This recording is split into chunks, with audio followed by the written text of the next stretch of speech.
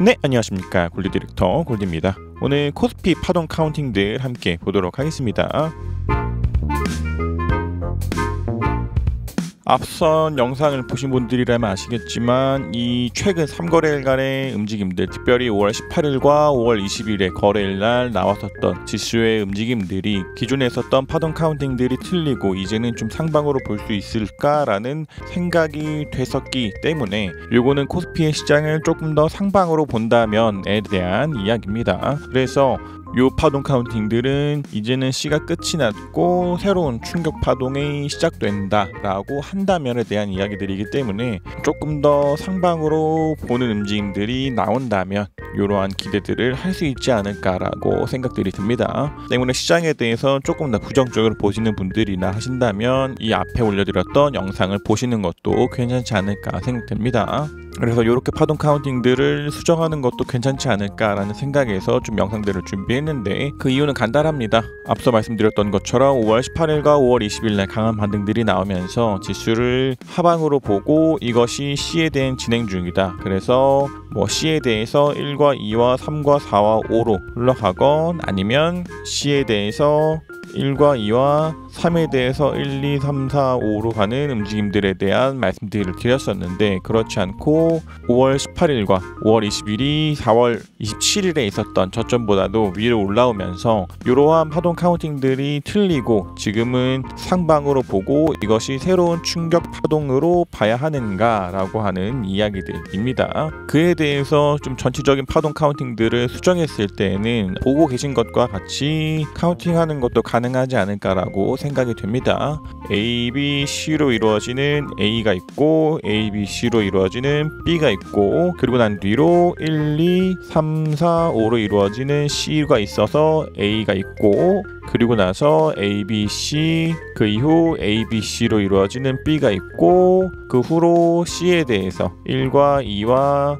3과 4와 5로 이루어지는 C가 완성이 되고 이제는 새로운 충격 파동으로 갈 것인가에 대한 이야기입니다. 그래서 최근에 있었던 움직임들은 A와 B와 C와 D와 E로 보는 삼각형 패턴으로 보고 그리고 나서 이것이 C의 완성으로 보고 이제는 충격 파동인가 하는 이야기들입니다. 그래서 C에 대해서 1과 2와 3과 4와 5로 이루어지는 5개로 쪼개지는 파동이 끝이 나고 이제는 올라갈 것이냐에 대한 이야기들인데 요것 또한 아직까지는 좀 성급한 이야기일 수 있습니다. 그 이유들은 이러한 엘리엇 파동 카운팅들은 다 알고 계신 것처럼 조금 더 주관적인 성향들이 좀 강하기 때문에 이런 것들에 대해서 단기간적으로 바로 올라갈 것이다 라고 보기보다는 조금 더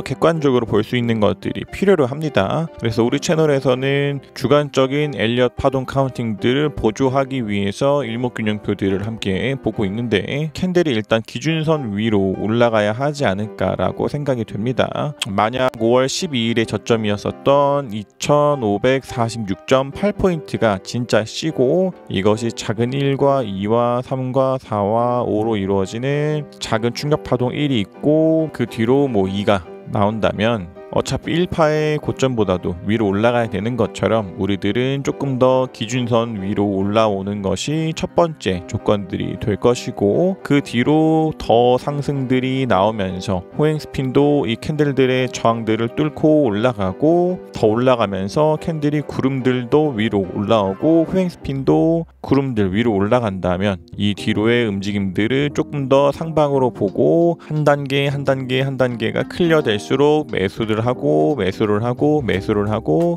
매수를 할 수 있는 것으로 대응을 하는 것이 좋습니다. 그러나 아직까지는 그러한 움직임들은 보이지 않고 캔들이 기준선들 밑에 있기 때문에 최근 6거래일간에 있었던 움직임들에 대해서 이제는 상승 추세의 시작이다 라고 이야기하기에는 너무나도 좀 성급한 이야기일 수 있습니다. 그래서 단순히 6거래일간의 움직임들을 보고 이제는 C가 나왔고 조금 더 상승 추세로 가는 충격 파동이 나올 것이다 라고 보기보다는 최소한 월요일에 나오는 캔들이 기준선 위로 올라가면서 조금 더 상방에 대한 기대를 걸어볼 수 있을 때 비중이 한 10에서 20% 정도 들어가고 더 올라가면서 후행 스핀도 이 캔들들의 저항들을 옆면으로 뚫고 올라가고 캔들도 더 상승하면서 구름들도 올라가는 움직임이 나올 때마다 조금 더 매수들을 하면서 기존에 늘려왔었던 현금에서부터 조금 더 주식 비중들을 늘려 나갈 수 있지 않을까라고 생각이 됩니다.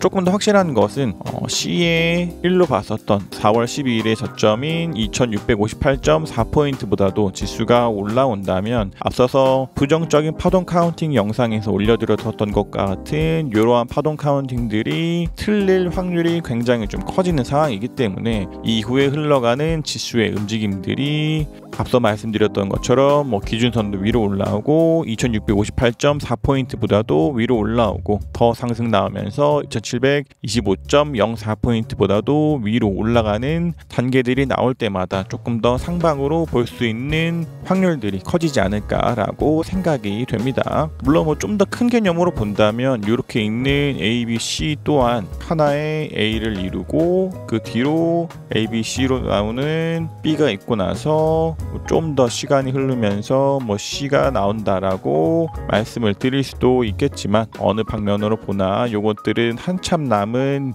일들이기 때문에 지금 같은 경우에는 앞서 말씀드렸던 것처럼 캔들이 기준선 위로 올라오고 후행 스핀이 캔들을 뚫고 캔들이 구름을 뚫고 올라오는 그런 움직임들이 나올 때마다 조금 더 나의 자산에서 붙어 있는 주식 비중들을 늘려갈 수 있지 않을까 라고 생각이 됩니다. 해서 지금 있는 이 구간이 굉장히 중요한 구간이 아닐까라고 생각이 됩니다. 1번 영상과 2번 영상 두 가지의 경우에서는 너무나도 대비가 되기 때문에 지금 올리고 있는 이 영상처럼 이것이 새로운 충격 파동으로 가는 시작이다 라고 한다면 이것이 지금 거의 최저점에 가까운 부분들이 있기 때문에 정말로 종목들에 대해서 적극적인 매수들을 하면서 나의 자산을 늘릴 수 있는 기회가 될 수 있겠지만 그렇지 않고 1번 영상처럼 최근에 있었던 5월 18일과 5월 20일에 있었던 움직임들이 더 큰 하락으로 볼 수 있는 해석 또한 가능하기 때문에 지금 있는 이 구간의 움직임들에 대해서 집중을 하면서 시장에 대해서 대응을 하는 것이 굉장히 좋지 않나라고 생각이 됩니다.